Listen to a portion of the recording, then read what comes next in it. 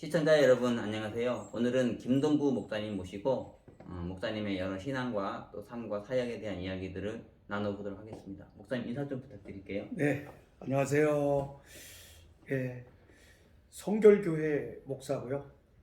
우리는 또 이스라엘 사역에 깊이 관여를 하고 있습니다. 특별히 국가, 나라와 민족을 위해서 기도하고, 그래서 국가기도재단을 함께 또 기도하는 사람들과 더불어 이끌어가고 있는 그런 삶을 살아가고 있습니다. 네, 오늘 여기 인터뷰 장소가 좀 소개도 해주셔도 좋을 것 같아요. 예, 여기 인터뷰 장소는 제가 아주 사랑하는 이스라엘, 리바이브 이스라엘을 담당하고 있는 우리 이정 박사님이 사무실로 쓰고 있고, 정기적으로 또 모임을 하고 있는 카페지만, 조금 작지만 그래도 굉장히 이스라엘을 품고 있는 아주 중요한 그 요지라고 볼 수 있겠죠. 네. 굉장히 귀한 곳입니다. 네, 이스라엘에 관심 있는 분들은 많이 오시면 좋겠네요. 네, 이스라엘 관심 있는 분들이 이제 많이들 네트워크는 있는데 이제 목사님이 이제 점점 펼쳐지고 있어요. 이렇게 네. 오히려 한국보다는 해외로 많이 아주 세계적으로 또 일을 많이 하죠. 우리 이정 박사님이. 네. 그 귀한 분이십니다. 이스라엘에 대해 특별하게 관심을 가지게 된 이유가 있으신가요? 저는 사실은 이스라엘 별로 관심이 없었는데 아주 가장 큰 동기는 박사 논문 쓰다가 웨슬리를 연구하다가 웨슬리의 구원론을 깊이 연구를 했는데, 들어가다 보니까 웨슬리의 영성이 굉장히 중요하더라고요. 네. 그래서 깊이 파고 들어갔더니 웨슬리의 영성 깊은 뿌리 안에 이스라엘에 대한 깊이 있는 지식이 있고 삶이 있었어요. 예를 들어서 우리나라 교회 안에 지금 속회, 금요 철야라든가 속회 구역 예배가 네. 있었죠. 이 구역 예배와 속회의 원조가 웨슬리입니다. 요한 웨슬리인데, 요한 웨슬리는 사실은 이것을 속회, 밴드 이런 식으로 모였지만 요한 웨슬리 안에는 사실은 이스라엘의 샤밧을 본따서 하나님께 영광을 돌리고 예배하는, 금요일 저녁부터 네. 예배하고, 그리고 요한 웨슬리는 토요일은 철저히 사역을 쉬었습니다. 그것이 요한 웨슬리의 샤밧이었거든요. 네. 근데 그렇게 형식적인 것만 있는 게 아니라 요한 웨슬리가 가지고 있는 그런 삶 속에는 이스라엘이 하나님의 나라요, 하나님의 백성이잖아요. 네. 이 요한 웨슬리 안에는 이스라엘을 품으면서 사실은 복음 안에 있는 킹덤, 하나님의 나라의 복음이 실제적으로 살아있었죠. 이걸 보면서 요한 웨슬리 안에서 이스라엘을 발견하기 시작을 했습니다. 네. 그리고서 이제 이제 박사 논문을 마치고 나서 이스라엘에 깊이 관련되어 있는, 여기에 이제 우리 이정 박사님도 있지만 또 다른 우리 그 사역자들과 더불어서 여기를 이스라엘을 이제 권유를 받게 된 거죠. 네.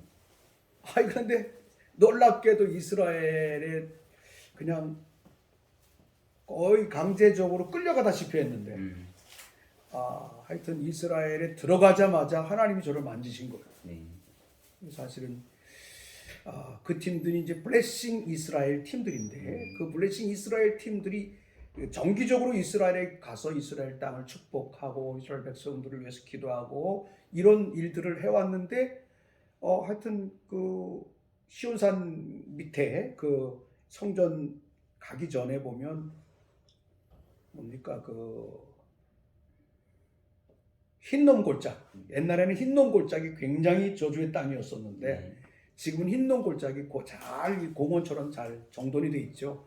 거기에서 예배할 때 놀랍게도, 이게 환상이긴 한데요, 그게 놀랍게도 하늘의 문이 열리면서 이게 황금 법궤가 내려오는 걸 경험한 거죠. 너무 깜짝 놀랐어요. 하여튼 그런 과정을 통해서 이스라엘을 들어가자마자 이스라엘이 그 상황 속에서 그냥 펼쳐지기 시작하는데, 제 눈으로는 하나님의 선택된 하나님의 백성뿐만이 아니라 킹덤 이스라엘의 모습이 보이기 시작을 했어요. 그러면서 제 안에 킹덤의 복음이 열려지기 시작해요. 아주 놀라운 경험을 하게 됐죠. 그래서 이스라엘을 그렇게 가게 됐고 또 그렇게 알게 됐습니다. 기독교인들이 이스라엘을 또 유대인들이 잘 이해하는 게 어떤 면에서 중요할까요? 기독교인들에게 있어서 이스라엘을 모른다면 사실은 성경을 반쪽밖에 모르는 것이고 복음도 알지만 사실은 뭐 도식적인 복음을 아는 거라고 생각이 돼요. 근데 이스라엘을 알아야만이 되는 것은 결국은 앞에서도 말씀드린 것처럼 이스라엘이 그 하나님의 백성이고 이스라엘이라고 하는 그 땅이 하나님 당신의 나라거든요. 이 개념이 이스라엘에 대한 이런 개념이 없이 복음서에서 하나님의 나라의 복음을 사실은 아는데 성령께서 오셔서 진리의 영인 성령께서 오셔서 사실은 가장 크게 해주시는 것이 하나님의 나라와 그 의를 위해서 살아가게 하는 것일 텐데 그 하나님의 나라라고 하는 그 하나님의 나라를 누릴 수 있는 그냥 뭐 은사나 능력이나 이런 것은 경험하지만 실제적으로 하나님의 나라가 와 있다는 것에 대해서는 잘 모르죠. 그러니까 복음의 깊이를 볼 수 있다. 그리고 성경 우리가 이제 신학교에서도 배우고 삶에서 이렇게 열심히 선배들한테 배웠던 것처럼 구약은 율법이고 신약은 복음이고 이게 아니라 창세기 1장 1절에서부터 요한계시록까지의 이 성경이 우리가 신학교에서 배우는 것처럼 66권이 영감받은 하나님의 말씀이라는 것에 대해서 구체적으로 볼 수 있는 성경을 구체적으로 깨닫고 복음의 능력을 깨닫는 그런 데 있어서 굉장히 중요하다. 그렇게 생각이 됩니다. 보통 이제 하나님 나라, 하나님 왕국 개념을 좀 통치의 개념으로 보잖아요. 그러니까 하나님께서 이 세상을 다스리시고 교회도 다스리시고 각 영역을. 근데 그걸 특정하게 이스라엘이라는 나라로 이렇게 왕국으로 생각을 해야 될까요? 지금 그렇지 않죠. 지금은 이제 과거에는 구약 시대에는 하나님이 선택하셔서 당신의 나라의 샘플링으로 이스라엘을 선택하셨고 그 백성을 삼으셨죠. 결국은 복음 이후 예수 그리스도의 십자가 이후는 모든 이방인에게도 사실은 그 하나님의 나라가 열려 있는 거죠. 그렇기 때문에 이 이스라엘과 그 하나님께서 행하셨던 그 일들에 대한 깊이 있는 이해, 다시 말하면 우리는 이제 헬라적인 관점에 많이 서 있지 않습니까? 근데 사실은 이스라엘을 알면 헤브라이즘적 관점을 이해하면 헤브라이즘은 이원론이 아니죠. 그러니까 이 세상과 하나님의 나라의 두 개가 아닌 거예요. 결국은 이스라엘을 봄으로 하나님을 볼 수 있는 헤브라이즘적인 그런 특징 안에서 보는 그 아주 심오한 그 복음과 하나님의 말씀과 계획들을 볼 수 있지 않나. 저는 그렇게 생각합니다. 저의 이제 주관적인 경험이기도 하고, 또 관점이기도 한데요. 저는 그렇게 이해가 됐습니다. 사실 이제 대한민국 같은 경우는 저도 이제 기독교 신앙을 가지고 있었지만은 이 한국이 기독교 국가라는 생각을 전혀 해본 적이 없었는데 좀 이승만 대통령은 이걸 기독교 국가로 사실상 만들려고 그렇죠. 그러면서 이스라엘에 대한 이해가 좀 이 한국을 이해하는데 좀 도움이 되고 필요하다는 생각도 드는 것 같아요. 네, 사실 뭐 우리가 잘 알다시피 그 이승만 대통령 영부인께서 호주계 유대인이셨죠. 사실은 뭐 우리가 알다시피 인천 상륙작전을 지휘했던 메가더 장군도 유대계죠. 유대인이죠.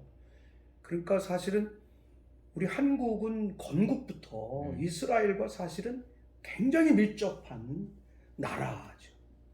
아마 이승만 대통령은 그거를 아셨지 않았을까. 그래서 그 이스라엘이 샘플링된 이스라엘이 말씀 안에서 하나님의 나라의 그 삶을 살아내는 그 물론 그들이 타락해서 많이 잊어버리긴 했었지만 그 본질을 잘 이해하시지 않았을까. 그렇게 생각이 됩니다. 그것이 대한민국의 건국 기초 어떤 사상 속에 배어 있지 않을까. 그런 저는 그렇게 생각합니다. 근데 지금 나라가 상당히 많이 위기고 교회도 지금 어려움을 겪고 있잖아요. 그래서 이번에 기도회도 지금 개최하려고 하는 것이고 대선 놓고도 좀 고민도 하시면서 또 기도도 하시고 이런 분들 많으실 것 같은데 네. 한국교회가 이 상황을 좀 어떻게 극복해야 될까요? 저는 한국 교회가 사실은 제2의 그 뭡니까 신사참배, 네. 제2의 신사참배. 다시 말하면 WCC에 무릎을 꿇은 순간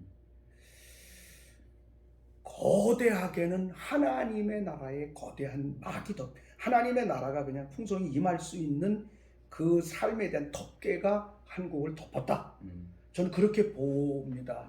이것이 이제 역대하 7장 13절의 말씀에 보면 내가 하늘을 닫고 비를 내리지 않거나 또 메뚜기가 토산을 먹거나 이 땅에 전염병, 연병이 유행하게 되거든 이라고 하는 이 세 가지 관점이 내가 하늘을 닫고라고 하는 면에 대한 내용이거든. 그러니까 결국은 우리나라뿐만이 아니라 전 세계적으로 복음이 다 편만해졌는데 중요한 것은 하나님 나라의 풍성한 역사에 대해서는 많이 닫혔다.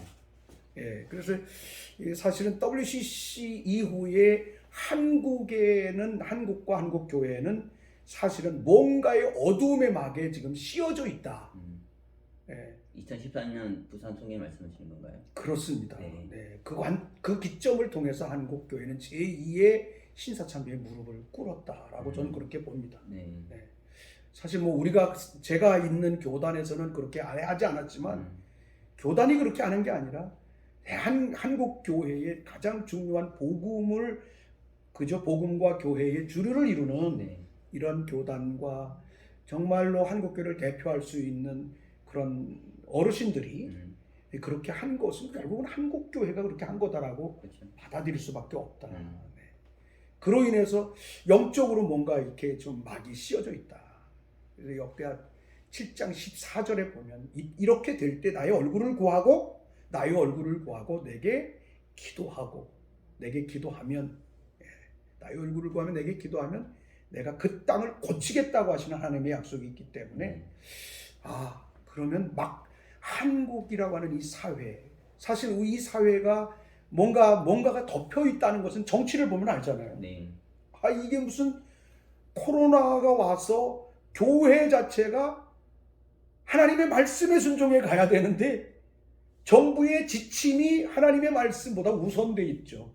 덮여 있는 대표적인 현상이다, 대한민국이. 그리고 한국 교회가 솔선수범해서 그걸 따라간다고 하는 것은 결국은 한국 교회를 향한 영적인 뭔가의 막이 덮여 있는 현상 중에 하나다. 그것으로 인해서 우리가 볼 수 있는 것이고, 이 코로나는 전염병이기 때문에 하늘을 닫고 있는 하나님의 사인 중에 하나다. 그러므로 이 닫혀진 하늘의 문을, 그 덮개를 찢어내지 않으면 안 된다. 저는 이제 그런 주관을 갖고 기도합니다.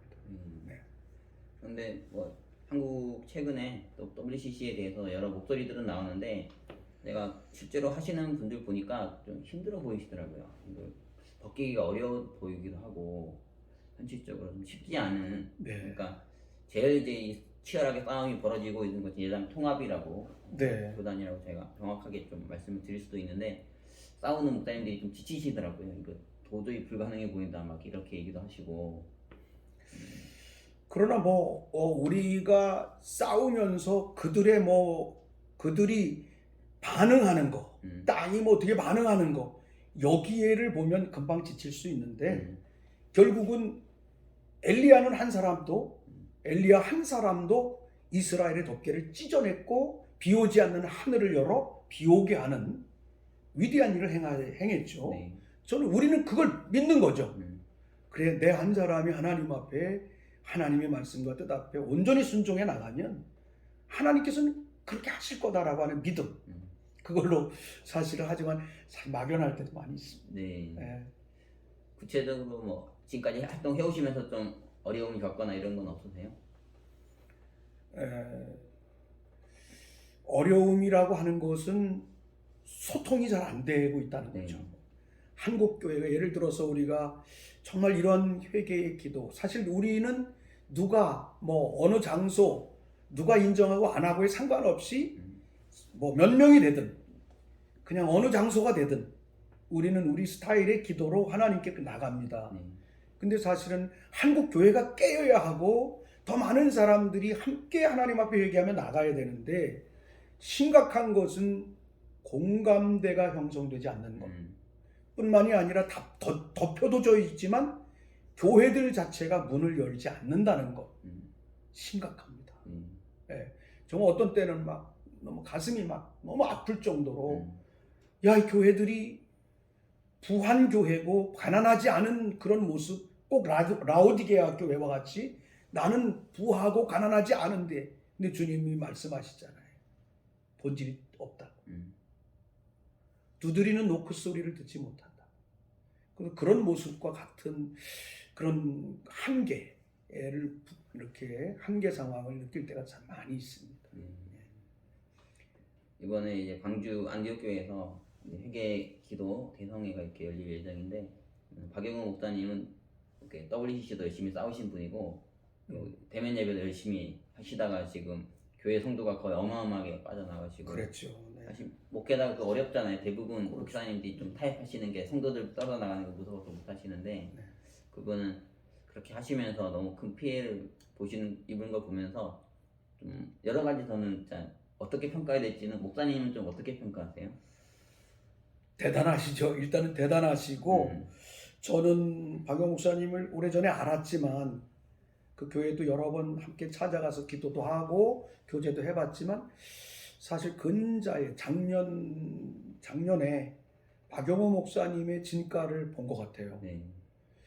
그렇게 싸우고 정말로 불의와 싸워 가시는데, 정말 어떻게 보면 정치적인 용어긴 하지만 보수적인 사람들, 정말로 그 어둠에게 무릎을 꿇지 않아야 된다고 하는 사람들, 심지어는 보수 우파의 사람들, 지도자들조차 박영호 목사님을 공격하는 그런 모습을 봤어요. 그 모습을 보면서 제가 박영호 목사님에 대한 너무너무 안타까운 마음이 들어서 정말로 보다가 뻑뻑 울었어요. 너무 안타깝다. 근데 박영호 목사님이 그 다음에 반응을 하시는데, 나는 아무도 미워하지 않고 나는 누구와 분열하는 것도 없고 나는 어떤 누구와 원수 짓는 거 없다. 정치적으로나 내 가는 길에 있어서 단 우리가 하나님 앞에 범죄한 것 때문에 이렇게 가면 안 된다는 것을 부르짖고 싶다. 그러면서 이렇게 눈물을 지으시는 모습을 보면서 정말 이 어르신이 너무 귀하시다. 그래서 사실 그거 보고 막 또 울었어요. 울다가 막 우는데 감동이 온 거야. 제가 좀 이 목사님 뵙고 빨리 좀 찾아가서 좀 이렇게 위로해드리고 좀 맛있는 것도 좀 사드리고 그러고 싶어서 그냥 찾아갔어요. 찾아갔는데 목사님 너무 막 기뻐하시는 거예요. 너무 기뻐하고, 우리 동력자들이 이제 유영모 선교사라고 하는 분과 이제 한성준 목사님과 감리교단에서 WCC 때문에 교단 내버리고 독립교회로 나온 우리 동력자가 있으세요. 이 세 분이 찾아가서 함께 울고 함께 손잡고 기도하는데, 박영호 목사님이 어린아이처럼 너무너무 기뻐하시는 거예요. 그때부터 막 관계가 그냥 말하지 않아도 하나가 돼가는 거죠. 하여튼 그렇게 하면서 박영호 목사님과 더불어, 그럼 우리가 국가를 위해서 무엇을 해야 될 것이며, 또 목사님에게 하나님께서 WCC를 통해서 또 그 엄청난 일들을 통해서 주신 하나님께서 주신 권위가 있고 하나님께서 그분에게 주신 어떤 깃발이 있다라고 하는 게 보여지더라고요. 그래서 이분과 더불어 나라를 살리는 기도를 해야 되겠다. 또 목사님께서 그렇게 또 반응하시고, 그래서 저희도 굉장히 힘이 되고 저도 힘이 되고 있습니다. 참 훌륭하신 어르신이시죠. 지금 계속 이제 기도를 하고 계신데, 이제 1월 10일부터 10일까지도 그 기도의 연장선상으로 이렇게 하시는 결국은 그 기도가 원래는 그 전 주간에 1월 3일부터인가 아주 첫 주간에 국가 회계대성회로 열기로 했는데 결국은 여러 가지 상황상 그게 좀 이렇게 한 주간으로 미뤄지게 됐죠. 그러니까 박영호 목사님께서 우리가 찾아뵙고 함께 이렇게 예배하고 나누면서 우리의 마음을 그냥 받아들이신 거예요. 목사님에게 있는 깃발을 내려놓지 마십시오. 깃발을 항상 들고 계십시오. 그것은 기도의 문을 열고 회개할 수 있는 장을 열어주는 것이 목사님의 깃발이십니다. 또 받아들이셨고 그래서 회개성회를 하게 됐죠. 원래는 신년 대성회 이렇게 가려고 하셨던 건데 목회자 세미나를 하시려고 하셨던 건데 목사님 깃발의 색깔이 그것보다는 목회와 교회적인 것보다는 국가적이어야 합니다. 그걸 또 다 받아들이시고 그리고 또 여러 기도하는 사람들을 또 포용하시고 그래서 이번 10일부터 12일까지 국가 비상 긴급 기도 대성회 우리가 말하는 대한민국 회개 대각성 집회를 이렇게 또 하게 됐습니다. 지금 현재 뭐 국가적인 상황까지 이렇게 언급하시면서 기도를 말씀하셨는데 지금 국가적으로 가장 좀 큰 문제는 뭐 어떤 거라고 보세요? 결국은 우리가 기독교인이다 보니까 앞에서도 언급된 것처럼 일단은 교회와 하나님의 백성들이 영적으로 하늘의 문이 닫혀 있는 것을 해결하지 않으면 세상에는 어떤 뭐 체제, 정치, 사회 이 모든 시스템 뭐 어디를 봐도 코로나 사태를 봐도 백신 상황을 봐도 정치 상황을 봐도 이거는 덮인 거지 이렇게 분별력이 없을까요 사람들이. 그건 너무 심각한 일이죠. 그러니까 결국은 우리가 기도하면서 가장 중요하게 생각하는 것은 교회와 하나님의 마음을 아는 우리가 세상과 교회의 이 덮인 막을 좀 뚫고 하나님 앞에 회개를 먼저 하는 게 그걸 가르쳐 이제 요즘엔 동일시 회개라는 말을 씁니다. 쉽게 말하면 제사장이 이스라엘 백성들의 죄를 끌어안고 성소로 들어가는 마음이죠. 제사장적 기도가 되겠죠. 이런 기도를 우리 스스로 먼저 하자. 우리가 그 죄를 끌어안고 나가자. 이런 측면이 이제 1차적으로 강하고요. 그러니까 뭐 국가나 교회 이런 거 넣고 기도하고 변화를 요청하기보다는 우리의 변화, 참석한 분들이 정말 바뀌어서 하나님의 사람들도 세워지는 그런 거를 이제 가장 큰 목적으로 하시는 거다. 그렇게 생각합니다. 네네. 교회가 먼저 하나님을 아는 사람들이 하나님께 바로 서자. 바로 서 있지 못한 부분이 너무 많으니까요. 그거를 이제 한마디로 회개라고 말할 수 있겠죠. 하나님의 관역, 목적 안으로, 본질 안으로 서는 것. 이렇게 볼 수 있겠습니다. 우리나라가 가지고 있는 뭐 여러 가지 많은 문제가 있지만은 뭐 국제 관계만 이렇게 또 떼놓서 보면은 이제 한국인들이 제일 싫어하는 집단들 뭐 여럿이 있지만 그래도 이제 북한이랑 뭐 일본 정말 싫어하잖아요. 근데 목사님은 또 그쪽으로 다 이거 경험이 있으시고 또 그쪽에 사역을 하셨더라고요. 이런 감정을 어떻게 좀 해소할 수 있을까요? 첫 번째 북한, 일본. 저는 우리 아버지가 쟁룡으로 끌려갔다가 사실은 도망 나오는 과정 속에 매를 맞고 평생 동안 허리를 아파서 고통당하시다가 돌아가셨어요. 아버님이. 그래서 제 사전에는 난 다른 나라는 다 선교를 가도 일본만은 안 가겠다라고. 사실 그건 내 생각이고 정말 성령을 이해하고 복음을 이해한다면 원수를 가장 긍휼히 여기고 사랑하는 마음으로 돌아가야 되는 거죠. 하여튼 그래 왔는데 갑자기 일본에서 이제 콜이 됐어요. 사실 일본에서 콜이 된다라기보다는 제가 한국에서 갑자기 하나님이 어떤 그 영적인 권위를 주셔서 굉장히 많은 부흥회와 집회를 다니게 됐었는데 뭐 교회 가서 집회를 하면 교회 가서 막 예배하고 집회를 하고 복음으로 깊이 들어가면 한국 교회 안에 심각합니다. 영적 상황이. 난 교회가 그렇게 집단 축사되는 걸 너무나 많이 경험했어요. 영적으로 너무 잡혀 있는 거죠. 근데 중요한 것은 그렇게 집회하고 교회가 막 치우고 되고 하는데 문제는 사실 지도자들이 잘 안 변합니다. 네. 그러니까 자기가 안 변하고 은혜가 안 되면 음. 무릎을 꿇으면 되는데 강사한테 탓을 돌리죠. 네. 그래서 제가 이단 소리도 들었습니다. 사실 음. 그렇게 그런 소리를 듣다 보니까 그런 소리를 듣다 보니까 아 이건 아니에요. 이것도 못하겠습니다, 주님. 그랬는데 갑자기 주님께서 일본으로 인도하시겠다는 거예요. 아니 전 일본 안 갈 건데요. 일본 안 좋아하는데. 근데 일본으로 인도를 하시겠다는 거예요. 그래서 정말 정확하게 1년 후에 일본으로 인도를 하셨고요. 어느 신학교에서 강의를 해달라고 갔다가 하여튼 일본 사역에 이렇게 깊이 연관이 되게 됐어요. 예. 그러면서 하여튼 일본 사역이 저는 일본에서 신학교에서 3년 졸업생들을 4년 동안 케어해서 그들이 어떻게 하나님 나라와 교회를 세워갈 것인가 이것을 가르쳤는데 그들과 더불어 한 40개 교회가 세워졌어요. 그걸 보면서 깜짝 놀란 거죠. 이게 바로 회개해야 될 점이다. 가장 죄가 많은 곳에는 은혜도 많이 일어날 수 있다. 그런 것을 경험을 했고 사실 그것 때문에 일본에 완전히 올인하려고 제 마음에 7년 동안을 했는데 신학교에서 3년 그 다음에 이제 교회와 지도자들을 양육하는 것을 이제 4년 이렇게 7년을 했는데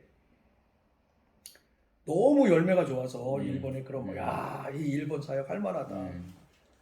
그래서 하려고 했는데 결국은 주님이 그만두고 북한 가라 그래서 북한으로 또 3년 동안을 다녔죠. 일본이 선교사의 무덤이라 그러는데 사이가 이렇게 잘 됐던 어떤 비결이 있으신가요? 좀 선교사님한테 좀 말씀해 주시면 좋을 것 같아요. 글쎄요, 그 뭐 한마디로 하기는 좀 그렇긴 한데 결국은 하나님의 종이잖아요, 우리가. 하나님의 종인데 대부분의 사역과 대부분의 일들이 신학교에서 배운 것을 가지고 그 지식을 바탕으로 해서 뭔가를 계획해 나가요. 특히 선교지는 그 지식 가지고는 안 되는 거죠. 결국은 하나님의 성령이 어떻게 인도하시는지를 우리는 신학 공부했고 성경을 많이 공부했고 알고 있잖아요. 그죠? 중요한 것은 우리가 알고 있는 진리는 예수 그리스도라고 한다면 말씀이라고 한다면 그 말씀이 성령을 통해서 조명돼서 거기에 필요로 한 양식을 줄 수 있어야 되는데 그게 중요하다라고 생각해요. 예. 일본 사역 저는 준비해가지고 한 것도 아니에요. 그런데 주님이 사실 일본 사역은 너무 쉽게 열렸어요. 신학교 강의를 하러 갔는데 예를 들어서 강의를 하러 갔는데 한 55명의 학생들 앉히고 강의를 딱 시작하려고 하는데 이 학생들이 전부 다 까맣게 보이는 거예요. 이 사람들이 이게 좀 정말 심각하구나. 하나님이 여기 어떻게 됩니까? 이 사람들에게 무슨 지식을 가르치겠어요? 근데 주님이 그러시더라고요. 마음에 이 사람들이 어둠에게 너무나 깊이 역사적으로 잡혀있기 때문에 사랑하는 마음으로 이들을 좀 이렇게 안아줘라. 그래서 그 사람들을 딱 안기 시작하면 안아서 그냥 기도하기 시작하면 막 눈물이 쏟아지고 대신 회개가 쏟아지고 이 사람들은 막 녹아내리는 거예요. 신기하게도 이렇게 되면서 3달 동안 매달 한 번씩 갔는데 3개월 한 번 가야 될 강사가 강의를 못하니까 그 다음 달에 또 못했으니까 강의해 주세요. 또 가면 또 나머지 학생들 그렇게 하고 또 세 번째 달도 나머지 학생 그렇게 하고 이렇게 했는데 그 선교사님들이 모두가 하나님 앞에 감동을 받은 거예요. 이 학교 교수로 초청을 해라. 초빙을 해라. 그것도 학장으로. 그래서 그러냐. 하나님께서 그렇게 말씀하신다면 내가 순종하겠다. 왜냐하면 일본을 가라고 했기 때문에.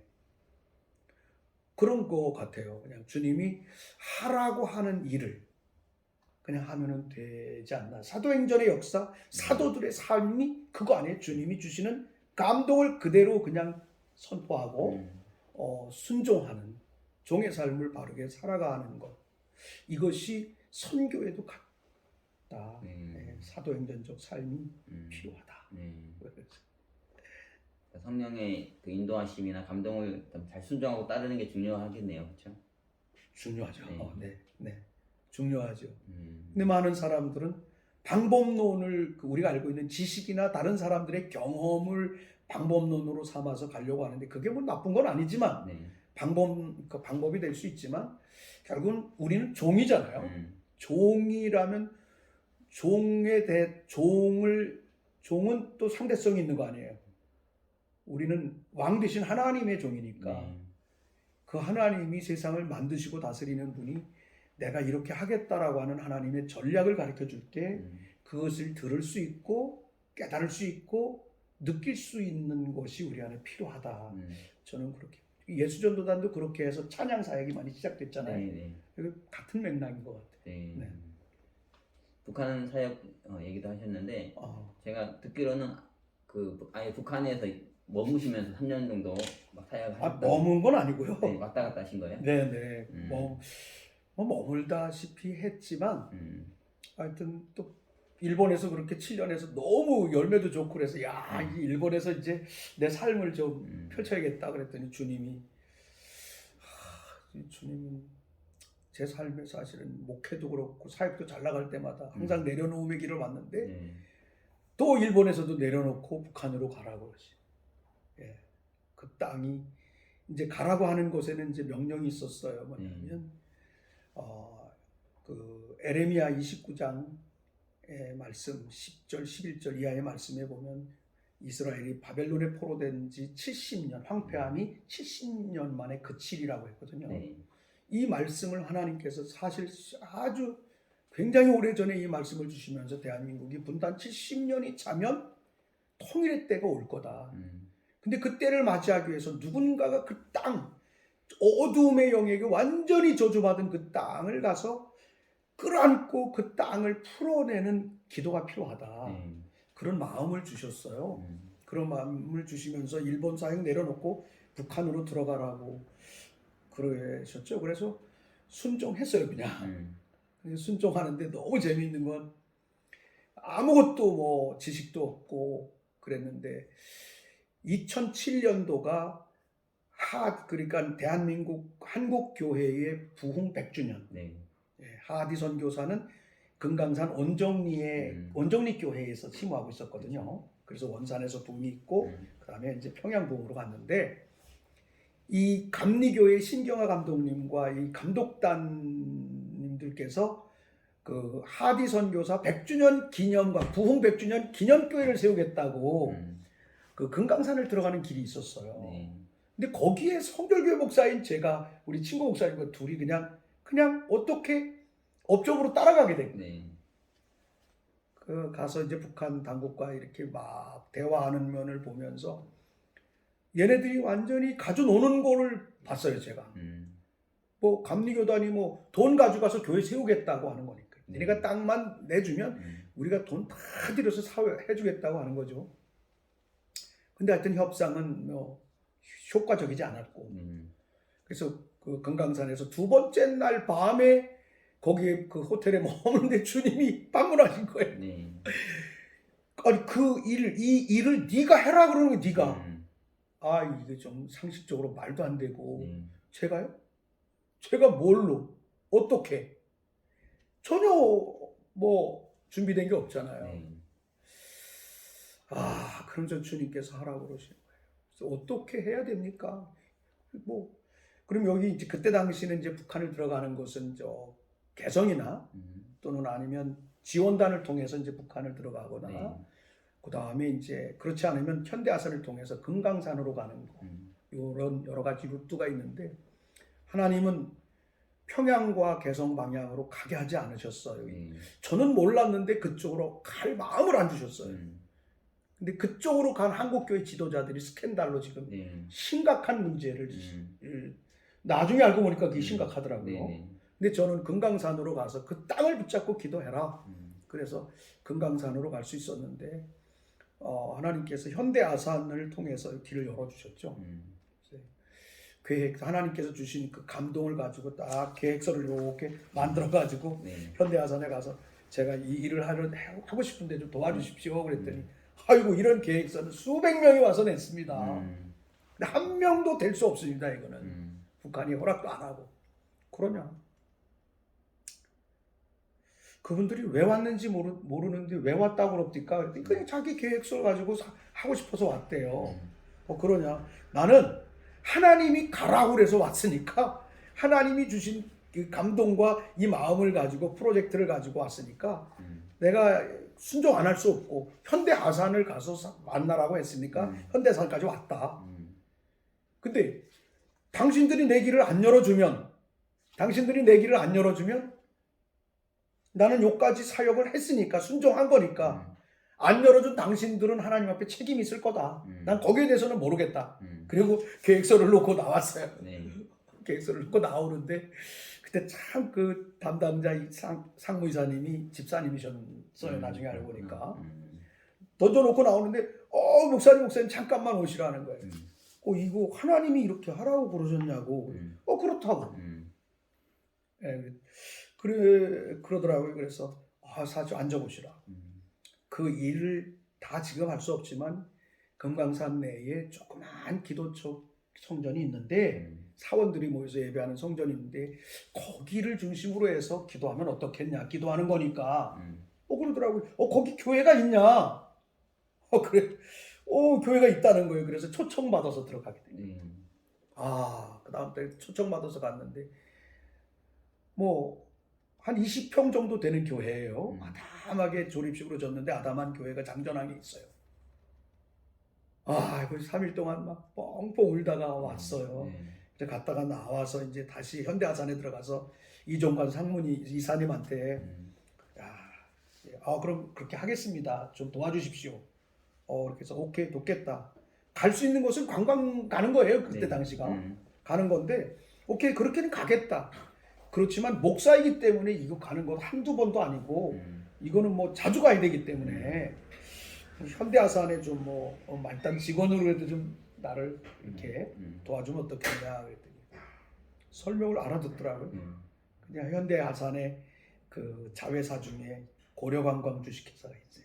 고려관광의 회장님하고 얘기를 해서 상무이사라고 하는 직분을 저에게 준 거예요. 그래서 아주 그냥 그 힘 있는 그 비즈니스맨으로 이제 막 들어가는 거죠. 그렇게 해서 3년 동안을 가서 기도하고 1년 됐는데 막 교회들 하나님이 인도하시는 교회들 가서 전화하고 하니까 같이 목사님이 울면서 참여하고 가서 울고 막 이런 역사가 일어나니까 한 1년이 지나니까요. 엄청나게 많은 일들이 일어나는 거예요. 정말로 많은 사람들이 들어가기 시작한 거예요. 그래서 현대아산이 만년 적자였는데 대북사역 사업이 사실은 1년 만에 들어간 지 1년 만에 흑자로 돌아오고. 그러니까 그 사실 이종관 상무님이 1년 동안 이제 실적이 없으면 잘릴 건데 어마어마한 실적이 난 거예요. 그러니까 이 상무님도 교회들이 들어가는 바람에 이게 시너지 효과가 있었다. 그 흑자로 돌아오니까 이분이 잘리는 게 아니라 금강산으로 영전 발령이 된 거예요. 소장님으로. 그러면서 이분이 저를 이제 돕기 시작했고 목사님은 들어오시면 돈 없이 와도 저희가 다 이렇게 하겠죠. 가서 다른 돈 필요 없다. 나 교회만 있을 수 있기만 해주면 된다. 호텔에서 앉아도 된다. 기도회로 왔으니까. 호텔도 주시고 밥도 먹게 해주시고 교회에서 얼마든지 기도하게 해주시고 그렇게 이제 3년 동안을 정말 많은 교회와 더불어 했었어요. 그러다가 보니까 많은 사람이 들어가고 교회가 들어가는데 우리 한국교회 목사님들 머리가 탁월합니다. 이게 뭐가 되는 것 같으면 빨리 상업적 기질이 발달해요. 많은 사람들이 뭐야 그게 뭐지 여행사? 여행사를 차려가지고 대북 사업에 그냥 그 사업을 하는 사람들이 가도 기도도 안 하고 제 마음이 너무너무 하나님 앞에 순종하지 못하는 것 같고 막 애통하는데 그렇게 애통하는데 박왕자 사건이 터진 거예요. 그리고서 이제 다쳤죠.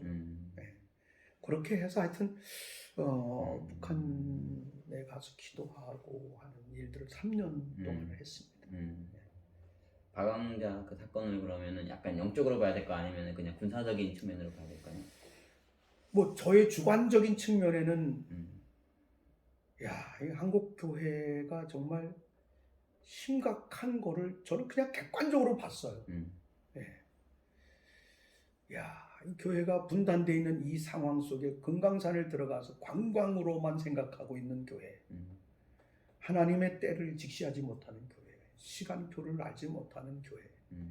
아, 이런 부분에 대해서는 사실 어쩌면 참 그렇게 영적으로 봐야 되는 것이 우선 돼야 되겠다. 예, 물론 뭐 사실은 뭐 그 장저랑 제가 많이 다녔어요. 거기 많이 가봤고 거기 간다고 뭐 총 쏴서 죽이고 그런 건 아니에요.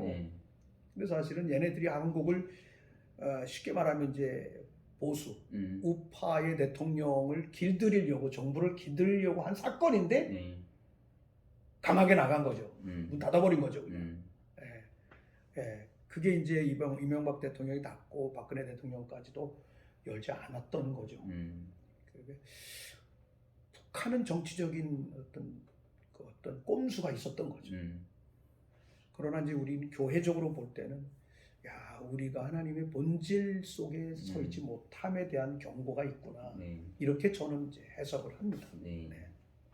근데 좀 서쪽 얘기를 하셨는데 그쪽에 가신 분들이 뭐 좀 돈을 사실 잘 못 썼다. 그리고 오히려 정부 그 북한 정부 유익하게 해주고 뭐 무기 만들고 남은 공작금으로 쓰이고 또 뭐 꽃뱀 그런 얘기가 나오고 네. 어느 정도까지를 진실로 봐야 될까요?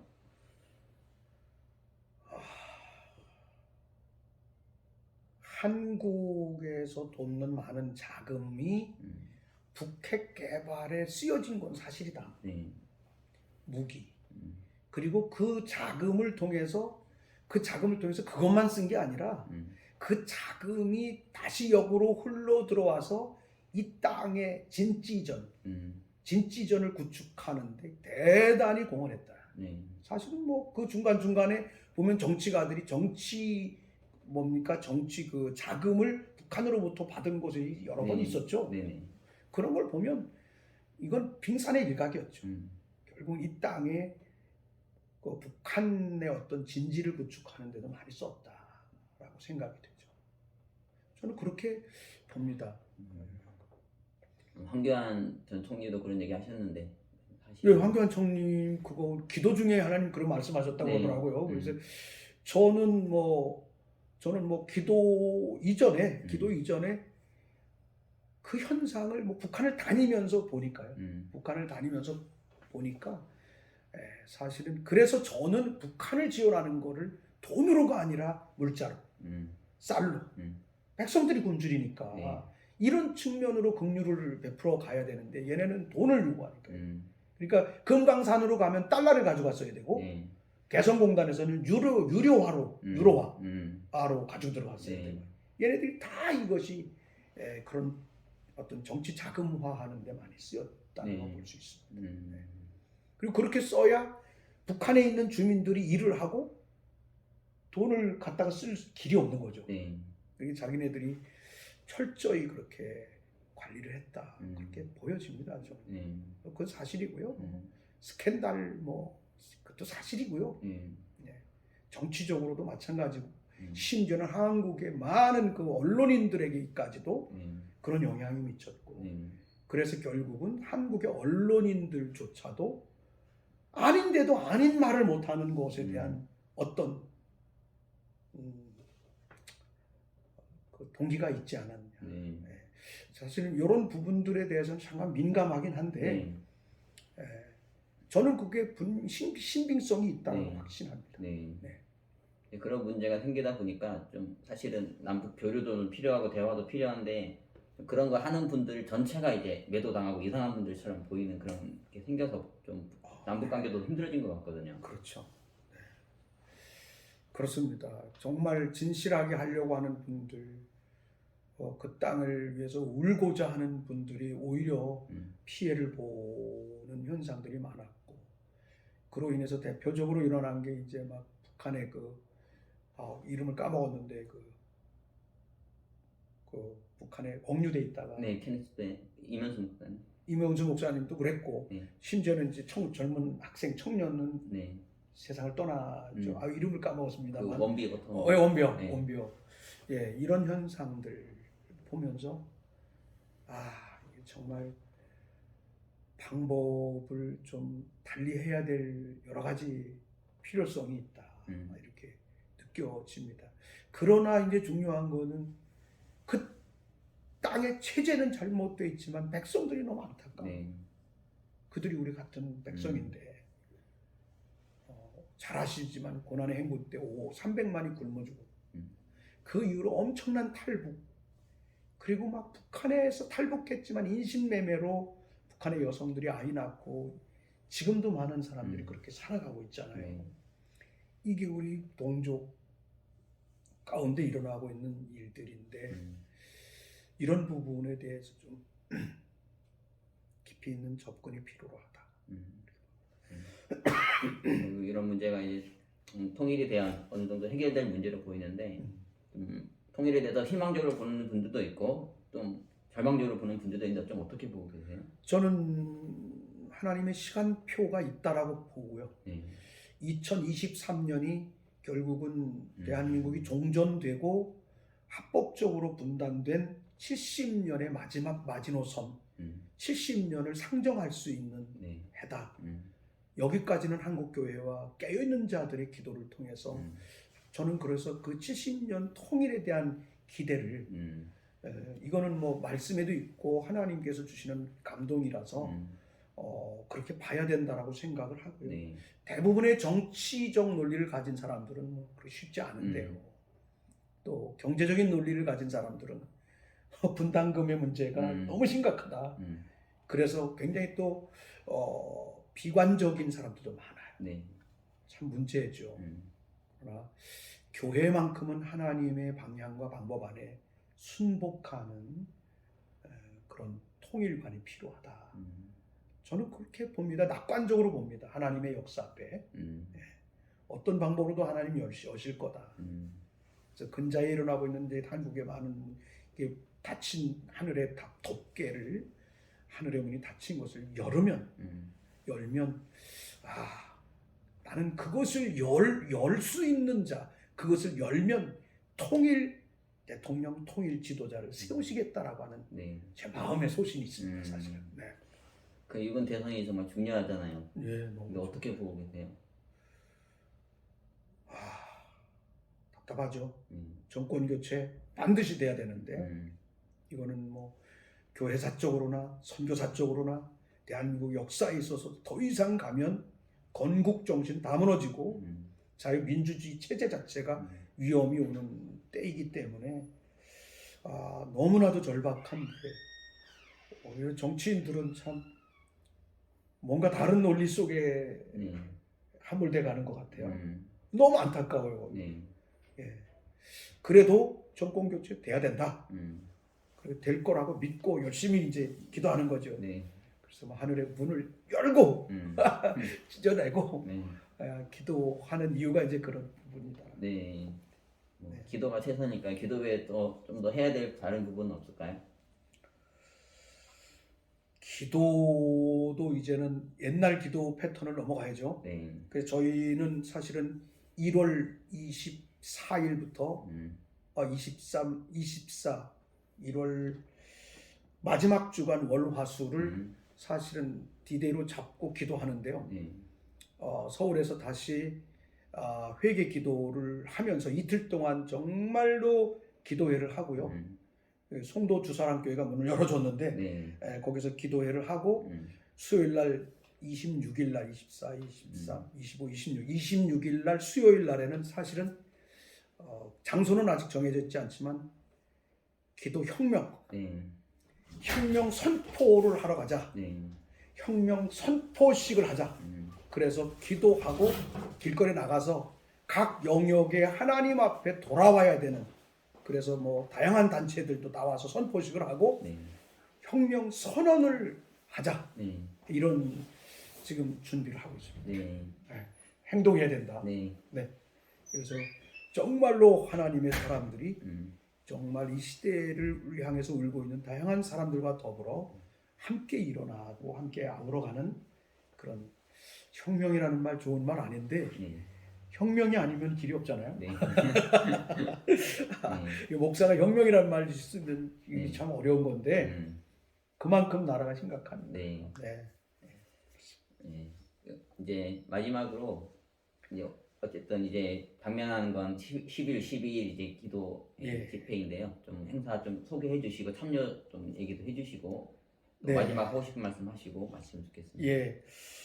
일단 그 10일, 12일에 있는 안디옥 교회, 박영호 목사님 안디옥 교회, 결국 박영호 목사님이 깃발을 들었습니다. 원래는 목회자 세미나 뭐 이런 세미나를 하시려고 했는데 코로나 때문에 만교회가 문을 닫고 목회자들이 길거리로 나가는 거에 대한 그 아버지의 마음으로 울고 계시는 거죠. 그래서 그 목회자들을 초청해서 세미나하고 위로해 주려고 하는 마음이셨는데 목사님 그것도 해야 되지만 나라가 지금 찢어야 됩니다. 하늘의 문을 열어야 됩니다. 목사님 WCC의 반대에 깃발을 이미 하나님이 주셨고 깃발은 지금도 유효한데 목사님이 그 깃발을 들고 서셔야 합니다. 한국교회가 회개하고 돌아올 수 있도록 깃발을 드셔야 됩니다. 그랬더니 기꺼이 드셨고요. 그래서 결국은 하나님의 얼굴을 구하는 회개 대각성 집회가 이제 그렇게 됐고 우리 이제 부산에서부터 올라오는 이제 국가 비상 긴급 기도 대성회 우리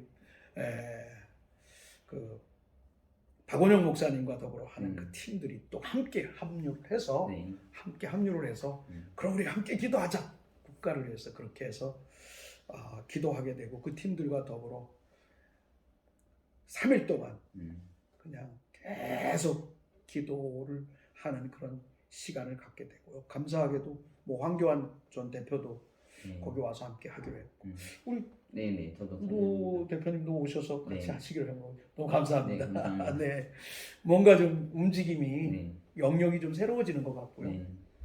그런 면에서 뭔가 한국 교회의 회개에 대한 어떤 막을 찢는 순간이다.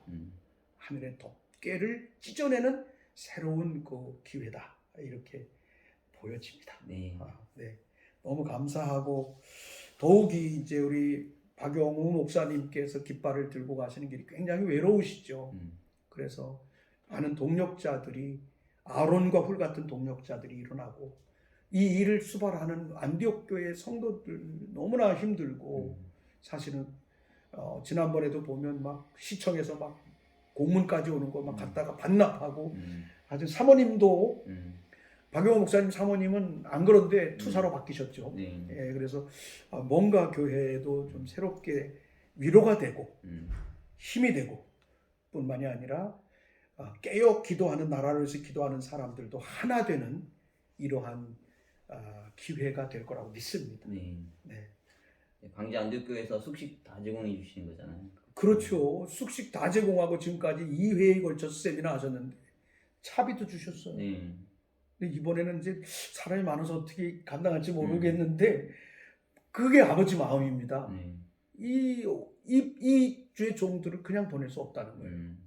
그래서 참 숙식 제공 다 하고 지금까지는 2달 동안 여비까지도 주시면서 그렇게 하셨고요. 그렇게 하셨습니다. 또 많은 강사님들도 계시고요. 이제 이동욱 회장님도 오시고 우리 이제 대표님도 오시고 그렇게 하시는데 하여튼 그 많은 강사들이 한 마음이 돼서 회개하며 나갔으면 좋겠습니다. 감사합니다. 예, 감사합니다. 오늘 김동구 목사님 모시고 여러 이야기 많이 나눠봤는데 여러분에게 많이 유익한 시간이 되었으면 좋겠고 또 특히 1월 10일부터 12일까지 하는 광주 안디옥 교회 이 기도 집회에 많은 분들이 참석해 주시면 감사하겠습니다. 감사합니다. 감사합니다.